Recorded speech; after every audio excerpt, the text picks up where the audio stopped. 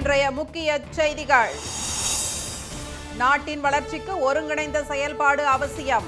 Budget பற்றி நேர்மறை கருத்துகள் வருவதாக மோடி பெருமிதம். தென் மாநிலங்களில் அதிகமாக பரவும் உருமாறிய கொரோனா, பேரழிவை தடுக்க வேண்டுமென விஞ்ஞானிகள் எச்சரிக்கை. திமுக ஆட்சி அமைந்தவுடன் மகளிர் சுய உதவிக்குழு கடன்கள் தள்ளுபடி. பொள்ளாச்சி குற்றவாளிகளும் தண்டிக்கப்படுவார்கள் என ஸ்டாலின் உறுதி. கொள்முதல் நிலையம் திறக்காததால் நெல்லை கொட்டி போராட்டம். மழையால் பாதிப்பு தொடர்வதாக விவசாயிகள் வேதனை.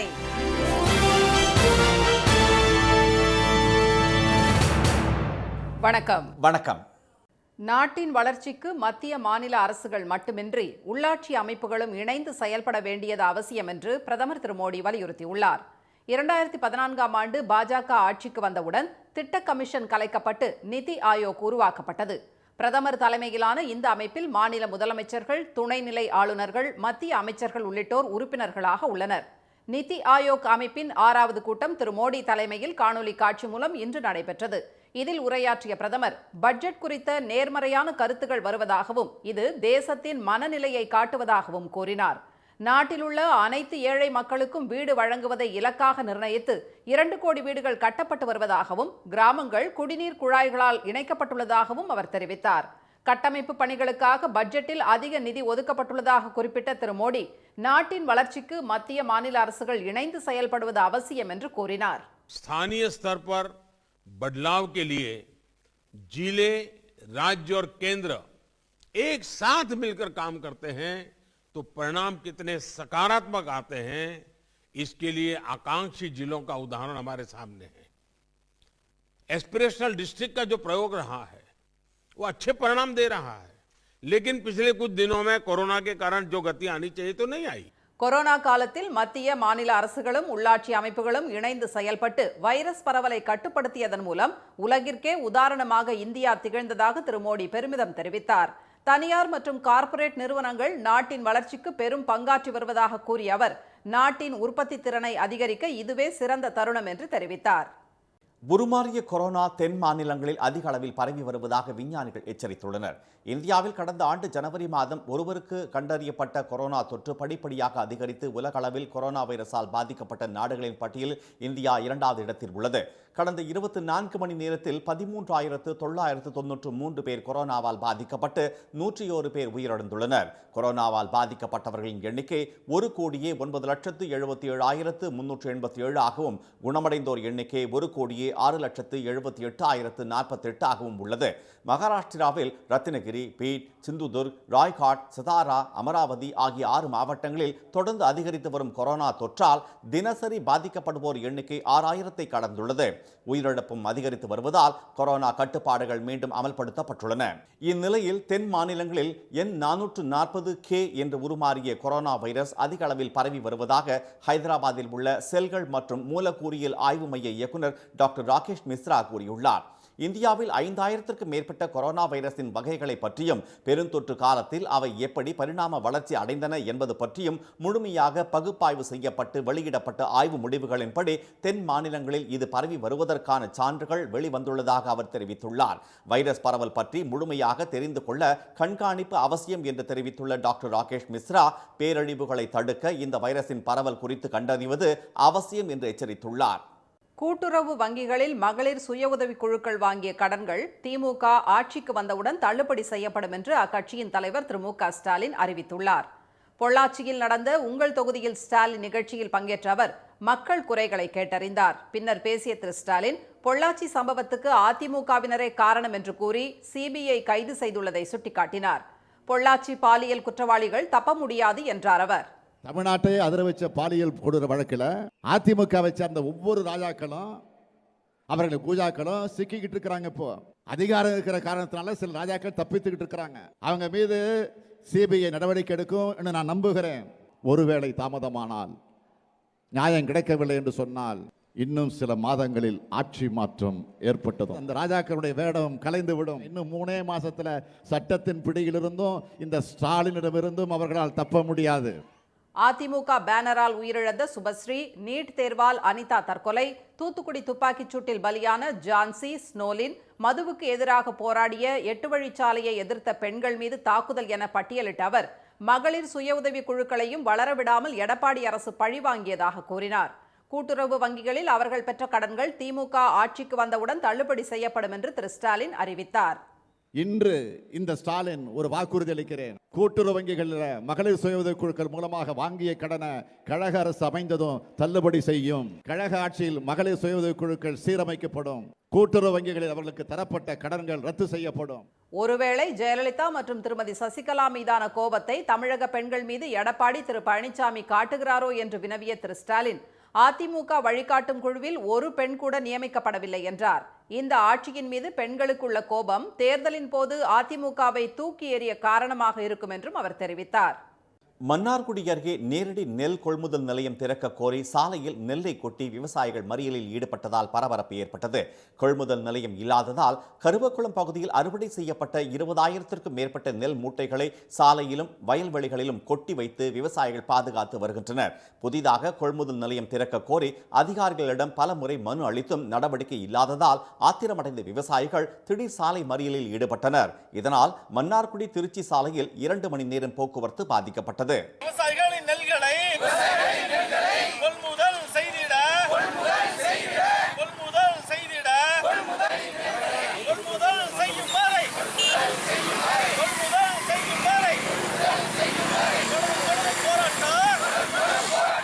இன்று மாலைக்குள் நெல் கொள்முதல் நிலையம் திறக்கப்படும் என அதிகாரிகள் உறுதியளித்ததன் பேரில் விவசாயிகளின் போராட்டம் முடிவுக்கு வந்தது.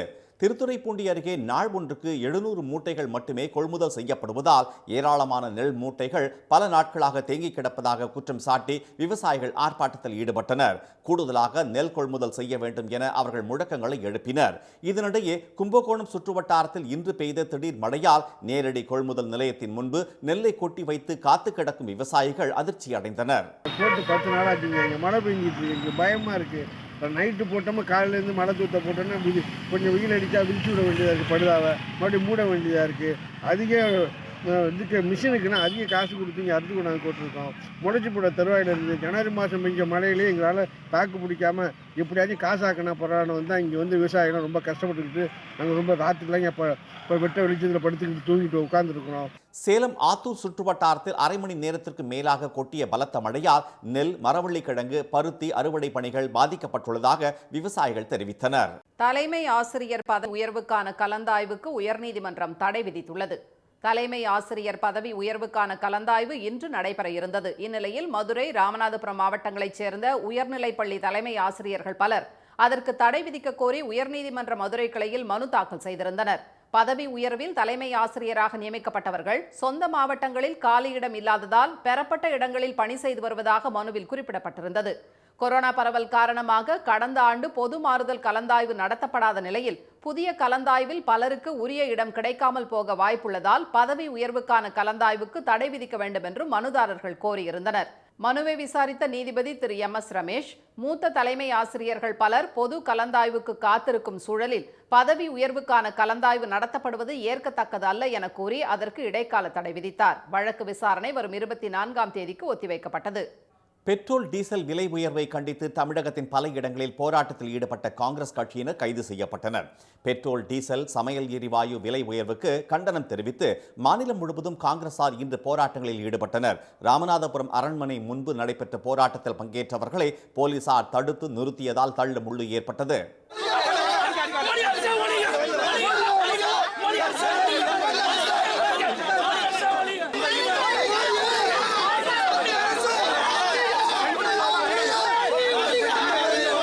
ஆத்தூரில் எரிவாயு சிலிண்டருக்கு மாலை அணிவித்து ஊர்வலமாக வந்தவர்கள் மத்திய அரசுக்கு எதிராக முழக்கங்களை எழுப்பினர். மயிலாடுதுறை அருகே குத்தாலம் மற்றும் விழுப்புரம், தருமபுரி, செங்கல்பட்டு உள்ளிட்ட இடங்களில் போராட்டத்தில் ஈடுபட்டவர்கள் கைது செய்யப்பட்டனர். மணப்பாறையில் விலை உயர்வை கண்டித்து பாத யாத்திரை நடத்திய காங்கிரஸ் கட்சியினர் முழக்கங்களை எழுப்பினர். அறந்தாங்கியில் விலை உயர்வை எதிர்த்து திமுக சார்பில் நடைபெற்ற சைக்கிள் பேரணியில் ஏராளமானோர் பங்கேற்றனர். புதுச்சேரியில் ரயில் நிலையத்தை முற்றுகையிட வந்த மாணவர் அமைப்பினர் தடுத்து நிறுத்தப்பட்டதை அடுத்து நுழைவு வாயிலில் முன்பு அமர்ந்த அவர்கள் மணி அடித்தும் சங்கு ஊதியும் நூதன முறையில் எதிர்ப்பை வெளிப்படுத்தினர். திருப்பூரில் போராட்டத்தில் ஈடுபட்ட தந்தை பெரியார் திராவிடர் கழகத்தினர் பெட்ரோல் டீசல் விலை உயர்வுக்கு எதிர்ப்பு தெரிவித்து பலூன்களை பறக்க விட்டனர். செங்கல்பட்டில் நடைபெற்ற கண்டன பேரணியில் 200க்கும் மேற்பட்ட ஆட்டோ ஓட்டுநர்கள் பங்கேற்றனர். நாகையில் மாணவர்களுக்கு அமைச்சர் வழங்கிய இலவச டேட்டா கார்டுகளை அதிகாரிகள் திரும்ப பெற்றுக்கொண்ட சம்பவம் சர்ச்சையை ஏற்படுத்தியுள்ளது. சட்டப்பேரவை தேர்தல் நெருங்கி வருவதை அடுத்து கல்லூரி மாணவர்களுக்கு விலையில்லா டேட்டா கார்டு வழங்கப்படும் என முதலமைச்சர் எடப்பாடி திரு பழனிசாமி அறிவித்திருந்தார். அதன்படி மாணவர்களுக்கு இலவச டேட்டா கார்டு வழங்கும் நிகழ்ச்சி நாகையில் இன்று நடைபெற்றது. மாவட்ட ஆட்சியர் அலுவலகத்தில் நடைபெற்ற நிகழ்ச்சியில் பங்கேற்க அமைச்சர் திரு OS மணியன் மற்றும் அதிகாரிகள் விழா மேடைக்கு வந்தபோது மாணவர்கள் எழுந்து நிற்காததால் கோபமடைந்த அமைச்சர் சபை நாகரிகம் தெரியாதா என மாணவர்களை கடிந்து கொண்டார்.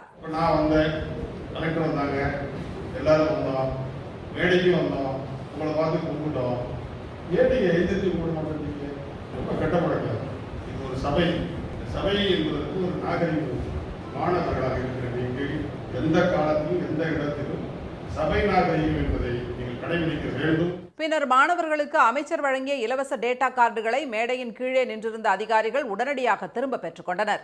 டேட்டா கார்டுகளை கொடுக்காமல் சென்ற மாணவர்களை பிடித்து இழுத்து அவர்கள் பறித்துக் கொண்டது சலசலப்பை ஏற்படுத்தியது.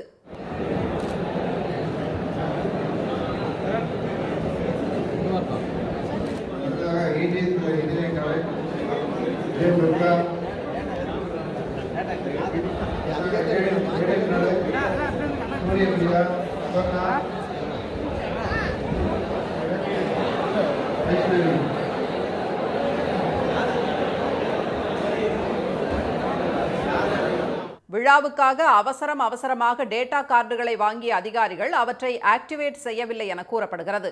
இதனால் மாணவர்கள் வாக்குவாதத்தில் ஈடுபடலாம் என்பதால் அதிகாரிகள் முன்கூட்டியே மாணவர்களிடம் இதனை தெரிவித்து டேட்டா கார்டுகளை வாங்கிக் கொண்டுள்ளனர்.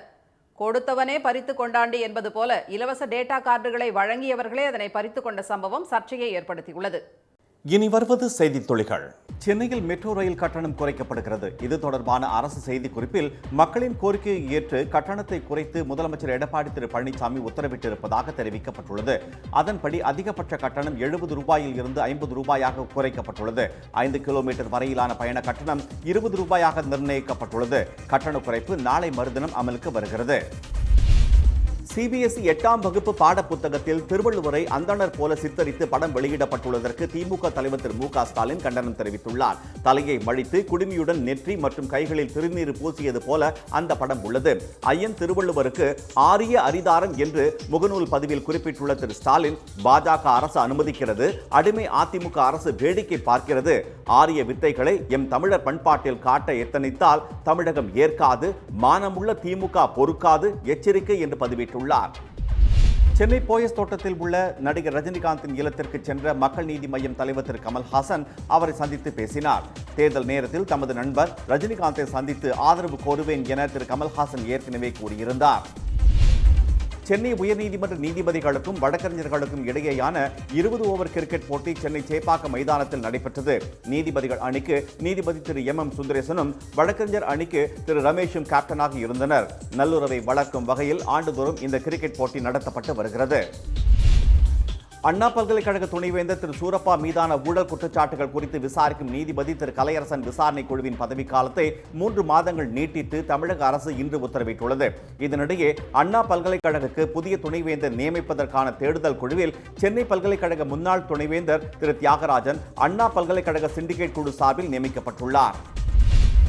புதிய ஓய்வூதிய திட்டத்தை ரத்து செய்வது உள்ளிட்ட 15 அம்ச கோரிக்கைகளை வலியுறுத்தி சென்னை வள்ளுவர் கோட்டம் அருகே தமிழ்நாடு ஆரம்ப பள்ளி ஆசிரியர் கூட்டணி சார்பில் தொடர் முழக்க போராட்டம் நடைபெற்றது. கரூரில் 70 ஆண்டுகள் பழமையான காந்தி சிலை அகற்றப்பட்டு தரமற்ற முறையில் புதிய சிலை வைக்கப்பட்டதை கண்டித்து போராட்டம் நடத்திய காங்கிரஸ் மக்களவை உறுப்பினர் செல்வி ஜோதிமணியை காவல்துறையினர் குண்டுக்கட்டாக தூக்கிச் சென்று கைது செய்தனர்.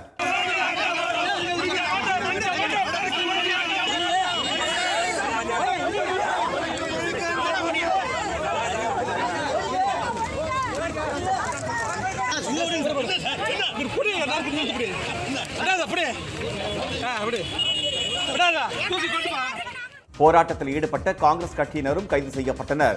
காங்கிரஸ் சார்பில் நிறுவப்பட்ட காந்தி சிலையை அகற்றிய மாவட்ட நிர்வாகம் அவசர கதியில் தரமற்ற முறையில் புதிய சிலையை நிறுவியதாக குற்றம் சாட்டியுள்ள தமிழ்நாடு காங்கிரஸ் கமிட்டி தலைவர் திரு KS அழகிரி கைது நடவடிக்கைக்கு கண்டனம் தெரிவித்துள்ளார். குற்றால அருவிகளில் நீர்வரத்து அதிகரித்துள்ளதால் பொதுமக்கள் நீராட தடை விதிக்கப்பட்டுள்ளது. கடந்த சில நாட்களாக தென்காசி மாவட்டத்தின் பல பகுதிகளில் வெயில் வாட்டி வந்த நிலையில் மேற்கு தொடர்ச்சி மலைப்பகுதியில் திடீர் மழை பெய்ததால் அருவிகள் ஆர்ப்பரித்து கொட்டுகின்றன.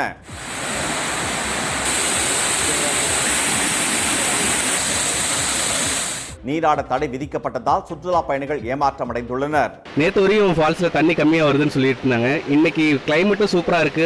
ஃபால்ஸ்ல தண்ணி அதிகமா வருது. ஆனா தடை காரணமா குளிக்க முடியாம குழந்தைங்களோட வந்தோம்.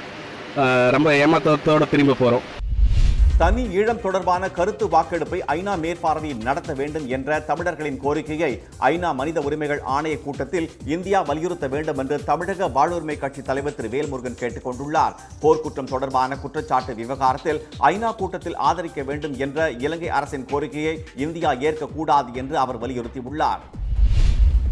திருவள்ளூர் மாவட்டம் பொன்னேரி அருகே தடப்பெரும்பாக்கம் கிராமத்தில் உள்ள லட்சுமி அம்மன் கோயிலில் நாராயண பெருமாள் லட்சுமி அம்மன் திருக்கல்யாணம் விமர்சையாக நடைபெற்றது. இதை ஏராளமான பக்தர்கள் தரிசித்தனர். மயிலாடுதுறை மாவட்டம் சீர்காழி அருகே மேலச்சாலையில் உள்ள அன்னை அஜ்மத் பிவி தர்காவில் சந்தனக்கூடு விழா விமர்சையாக நடைபெற்றது. அனைத்து மதத்தினரும் இதில் திரளாக கலந்து கொண்டனர். சென்னையில் ஆபரண தங்கம் விலை சவரனுக்கு 224 ரூபாய் அதிகரித்து 35,008 ரூபாயாகவும் கிராம் 4,376 ரூபாயாகவும் உள்ளது. வெள்ளி விலை கிராமுக்கு 40 காசுகள் அதிகரித்து 73 ரூபாய் 80 காசுகளாக உள்ளது. மீண்டும் இன்றைய முக்கிய செய்திகள். நாட்டின் வளர்ச்சிக்கு மத்திய மாநில அரசுகள் மட்டுமின்றி உள்ளாட்சி அமைப்புகளும் இணைந்து செயல்பட வேண்டியது அவசியம் என்று பிரதமர் மோடி வலியுறுத்தியுள்ளார். உருமாறிய கொரோனா தென் மாநிலங்களில் அதிக அளவில் பரவி வருவதாக விஞ்ஞானிகள் எச்சரித்துள்ளனர். கூட்டுறவு வங்கிகளில் மகளிர் சுய உதவி குழுக்கள் வாங்கிய கடன்கள் திமுக ஆட்சிக்கு வந்தவுடன் தள்ளுபடி செய்யப்படும் என்று மு.க.ஸ்டாலின் அறிவித்துள்ளார். இத்துடன் இந்த செய்திகள் நிறைவடைகின்றன. மீண்டும் சன் டிவியில் செய்திகள் காலை 7:30 மணிக்கு. செய்திகளை உடனுக்குடன் தெரிந்து கொள்ள சன் நியூஸ் தொலைக்காட்சியை பாருங்கள். வணக்கம். வணக்கம்.